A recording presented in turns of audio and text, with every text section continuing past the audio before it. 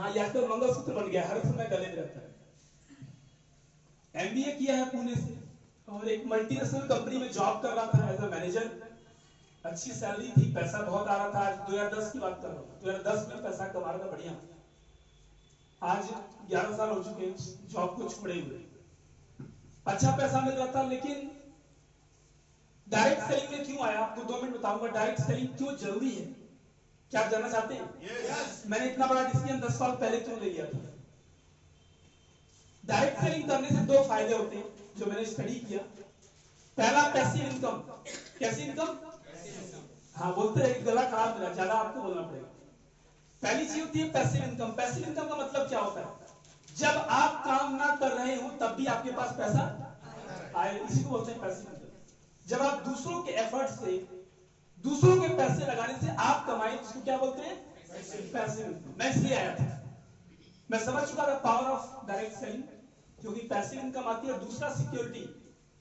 Security के अंदर एक इंश्योरेंस को आपने देखा होगा, इंश्योरेंस लोग बेचते हैं ना। क्या बताते हैं? आप मर जाएंगे तो आपके परिवार को पैसा मिलेगा, लेकिन उसको मरने से पहले क्या करना पड़ता है? पूरे जीवन भरना पड़ता है। मरने से पहले भरना पड़ता है, और भरने के बाद आपको नहीं पता होता पैसा आएगा भी। कमाल की बात क्या है कि हम पैसा भरते हैं और हमें पता नहीं होता कि पैसा मिलेगा भी, और इसी चिंता में हम मर भी जाते हैं। फिर परिवार वाले क्या करते हैं? परिवार वालों को, जिन लोगों के पास इंश्योरेंस होगा, उनको पता है क्या आसानी से पैसा मिलता है? बहुत पापड़ बेलने पड़ते हैं। जिस पैसे को जीवन भर हमने भरा था, उसी पैसे को मेरा परिवार निकालने के लिए पापड़ बेलता, और फिर भी शायद ठीक से पैसा नहीं आता, पर हमारा ही पैसा होता है। हमने इस पैसे को जमा किया, उसको रख रख के ब्याज दे करके हम लोग रिटर्न कर दिया। लेकिन डायरेक्ट सेलिंग के अंदर एक कॉन्सेप्ट बताया गया कि अगर आप इस इंडस्ट्री को समझ लें, इसकी पावर को समझ लें, तो हमारे जाने के बाद हमारी पूरी टीम का जो एफर्ट होता है, हमारी पूरी टीम का जो पैसा होता है, हमारी नॉमिनी को ट्रांसफर होता है। ये है पावर डायरेक्ट सेलिंग।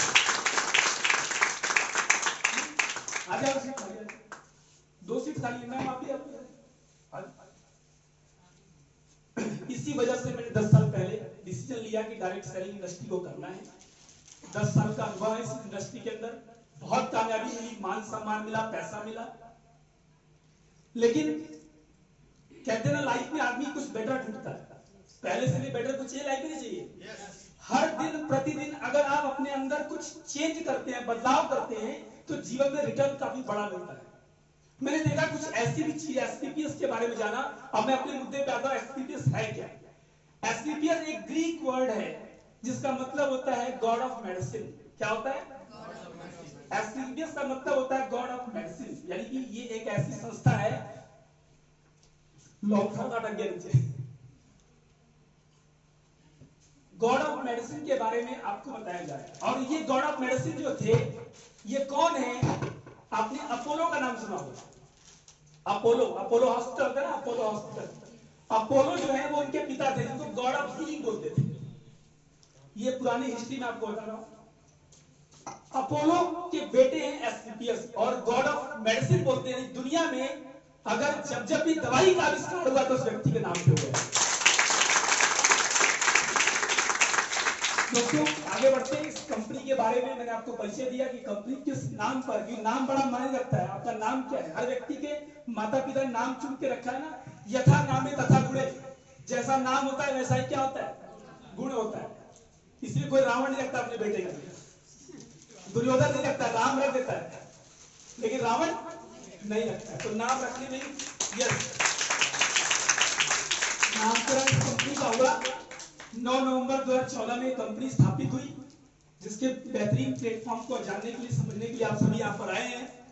यहाँ पर एक व्यक्ति की फोटो आप देख रहे हैं। पहले एक फौजी की ड्रेस में है, आर्मी पर्सन है। 15 वर्ष भारतीय सेना में सर्विस किया इन्होंने, और उसके बाद रिटायरमेंट के बाद इनके अंदर एक जज्बा था कि अपने देश के लिए, मातृभूमि के लिए कुछ करूं। कैसा जज्बा है ये? अच्छा है। देश के लिए हम कुछ कर पाए, देश को कुछ दे पाए, तो इससे बड़ी उपलब्धि जीवन में कुछ भी नहीं होगी। और इस महान व्यक्ति ने एक सोच को जन्म दिया कि हम हर घर से बीमारी भगाएंगे, हर घर से रोजगारी भगाएंगे, और स्थापित किया 17,000 स्क्वायर फीट में बना हुआ ये ग्राउंड फ्लोर, और उसके अंदर बेसमेंट भी है। मैं इस ऑफिस में 3 बार घूम के आया, 1 महीने के अंदर 3 बार। कहते हैं ना, यस, लोग कहते हैं ना कि ढंग से करना पड़ता है। मैंने इस काम को पहले समझा है पूरा, 1 महीने के अंदर आज आपको समझा रहा हूँ सारी बातें, जो सीखा, जो फील किया है। 17,000 स्क्वायर फीट में बेसमेंट से लेकर के 4th फ्लोर तक ये हमारी अपनी बिल्डिंग है, खुद की बिल्डिंग है। ये द्वारका सेक्टर 17 में स्थापित है। आगे देखिए, आयुर्वेदा के ऊपर बात कर रहे थे, गॉड ऑफ मेडिसिन की बात कर रहे थे। उन्होंने सोचा कि इतनी गुणवत्ता वाला प्रोडक्ट बनाएंगे कि जिसको खाने के बाद, जिसको इस्तेमाल करने के बाद आपके जीवन में बदलाव आएगा, चमत्कारिक परिणाम आएंगे। इसके लिए रिसर्च का सहारा लिया गया। हमारे जो प्रोडक्ट है वो रिसर्च ओरिएंटेड है, वैज्ञानिक शोध करते हैं उनके ऊपर, और उसके बाद कंपनी प्रोडक्ट को अपनी मैन्युफैक्चरिंग प्लांट के अंदर बनाती है। हमारी खुद की फैक्ट्री, आप देख पा रहे हैं यहाँ पर 200 करोड़ रुपए की लागत से मैन्युफैक्चरिंग प्लांट तैयार किया गया। आपको क्या लगता है, अगर ये हमारी मैन्युफैक्चरिंग प्लांट है, हम खुद बनाते हैं, A to Z सारा काम हम खुद करते हैं, तो क्वालिटी कैसी होगी? एक नंबर की, यस, एक नंबर की क्वालिटी है। और इन क्वालिटी प्रोडक्ट्स को पहुंचाने के लिए कंपनी ने हमारे जैसे ग्राहक को फ्रेंचाइजी के रूप में सुविधा दी कि आप नियर बाई जाकर के, कोई भी व्यक्ति अपने शहर में अपने फ्रेंचाइजी पर जाकर के प्रोडक्ट को खरीद सकता है, इजी कर दिया। और उसके बाद से ऑनलाइन भी आप मंगा सकते हैं। हमारी साइट पर जाइए, 2 मिनट के अंदर बिलिंग होती है और वो प्रोडक्ट आपके घर में 3 से 4 दिन के अंदर प्रोडक्ट डिलीवर होते हैं। और उसके लिए कंपनी ने वेयर हाउस तैयार किया। वेयर हाउस का मतलब है बड़ा बड़ा गोदाम, जहां पर बहुत सारे भंडारण होते हैं जो पूरे फ्रेंचाइजी को सर्व करते हैं। और जब हम ऑनलाइन बिलिंग करते हैं तो हमारे घर पर भी प्रोडक्ट यहां से डिलीवर होता है। आगे बात करें, कंपनी को संचालित करने के लिए कुछ लीगल डॉक्यूमेंट्स की जरूरत होती है, जहां पर आप देख रहे हैं मिनिस्ट्री ऑफ कॉर्पोरेट अफेयर्स। जब भी कोई कंपनी का निर्माण होगा तो कंपनी एक्ट के तहत होगा, ये एक लॉ होता है। जब भी कोई व्यक्ति कंपनी बनाता है तो गवर्नमेंट से उसको अप्रूवल लेना पड़ता है, हमने लिया है। कंपनी जीएसटी फाइल करती है, यानी हमारे एक एक प्रोडक्ट के ऊपर कंपनी गवर्नमेंट को टैक्स पे करती है। कैसा रहेगा अगर आप प्रोडक्ट यूज करें, गवर्नमेंट को अपना टैक्स पे करें। एचएसीसीपी क्या होता है? प्रोडक्ट की गुणवत्ता को निर्धारित करता है ये सर्टिफिकेट, और साथ में WHO का प्रमाण भी हमारे पास है। जिस कंपनी को, जिन प्रोडक्ट्स को WHO सर्टिफाइड कर देता है, इसका मतलब क्या होता है कि वो कंपनी अपने आप में बहुत अच्छी कंपनी है, ISO सर्टिफाइड है, हलाल और कोशर रेटिंग मिली हुई है। हलाल का मतलब क्या होता है? जितनी भी गल्फ कंट्रीज हैं जहां पर मुस्लिम ज्यादा बसते हैं, वो लोग हमेशा कोशर रेटिंग में फोकस करते हैं। इस कंपनी को ग्लोबल कंपनी बनाने का निर्णय लिया संजीव सर ने, इसीलिए हलाल सर्टिफाइड किया।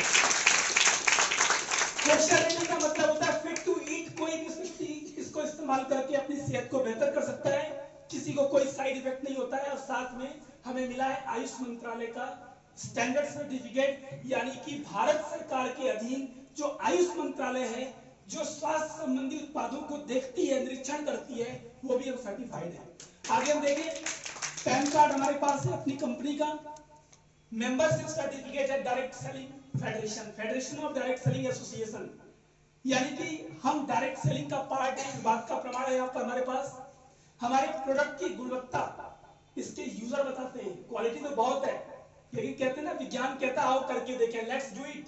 मैंने सबसे पहले क्या किया, मैं इस कंपनी में क्यों आया मैं बता दूं आपको। एक व्यक्ति है, इसी हॉल के अंदर बैठे हैं, उस व्यक्ति ने 1 साल तक मेरे घर में प्रोडक्ट पहुंचाए बिना ज्वाइन किए। मैं इनको बोला ज्वाइन नहीं करूंगा, ये कहते हैं सर प्रोडक्ट यूज कर लो। 1 साल तक इन्होंने प्रोडक्ट यूज कराया, और यूज करने के बाद user is the best promoter. आज मैं लगभग सारे प्रोडक्ट को यूज कर रहा हूं। मतलब इसका मतलब क्या है कि मैं आपको किताबी ज्ञान नहीं दूंगा, जो फील किया है वो बताने वाला। कैसा रहेगा? अच्छा लगेगा? हमारी जो कंपनी है वो 7 सेक्टर में डील करती है। पहला सेक्टर है वेलनेस का। वेलनेस का मतलब बीमारी से आने से पहले का सेक्टर, यानी अगर आप प्रोडक्ट को आज इस्तेमाल करेंगे तो कल बीमारी पे जाने वाला खर्चा आपका बच सकता है। कैसा रहेगा? अगर हम बीमारी ना पड़े, हम क्यों इंतजार करते हैं कि बीपी शुगर आए तब हम दवाई खाएंगे?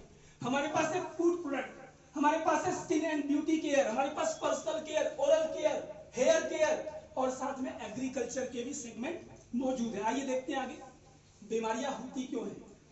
आज आधुनिक जीवन के अंदर लोगों की लाइफ स्टाइल बिगड़ रही है, जीवन शैली बिगड़ रही है। न सोने का टाइम है, जगने का टाइम है, आयु घट रही है और मृत्यु मुंह आए खड़ी है। एक टाइम था कि लोगों की थिंकिंग थी कि 40 साल के बाद कहीं बीमारी आएगी, लेकिन आज बीमारियों की कोई उम्र नहीं। एक छोटे बच्चे को भी डायबिटीज हो रहा है। मैं हैरान था, 9 साल के बच्चे को 400 डायबिटीज। इसका मतलब क्या है कि दुनिया बहुत ही खतरे में जा रही है। WHO कह रहा है, अभी आप वीडियो सुन रहे थे, उसमें बोला जा रहा था Hindustan diabetic capital of the world. पूरी दुनिया के अंदर सबसे ज्यादा डायबिटीज कहीं पर तो हिंदुस्तान में है। और मिस्टर संजीव सर ने कहा है कि डायबिटीज का नामो निशान खत्म करेंगे। हमें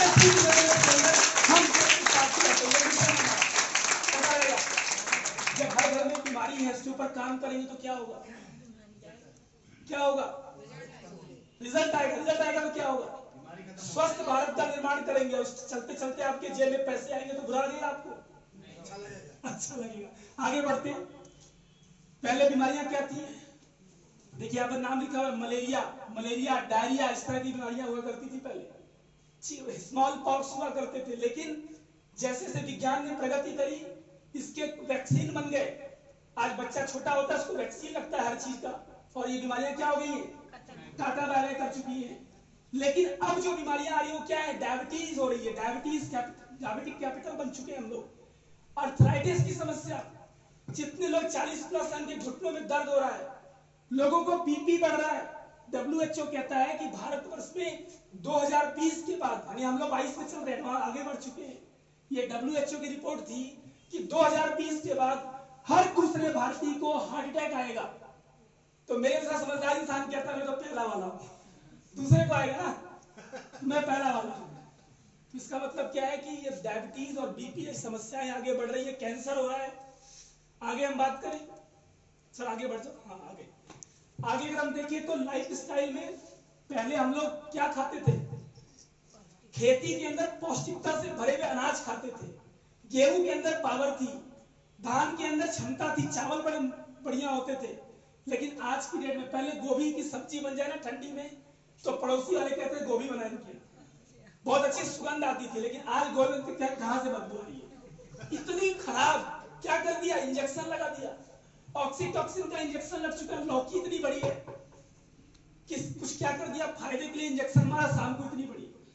मैं आपको बताऊं, मैं हैरान हो गया। मैं अपने फ्रिज में लौकी लेके आया मार्केट से, इतनी बड़ी लौकी थी। छोटी लौकी, क्योंकि बाबा रामदेव बोलते हैं छोटी लौकी खाओ, बड़ी खाओगे तो केमिकल वाला हो सकता है। मैं छोटी खरीद के लाया, फ्रिज में रखा।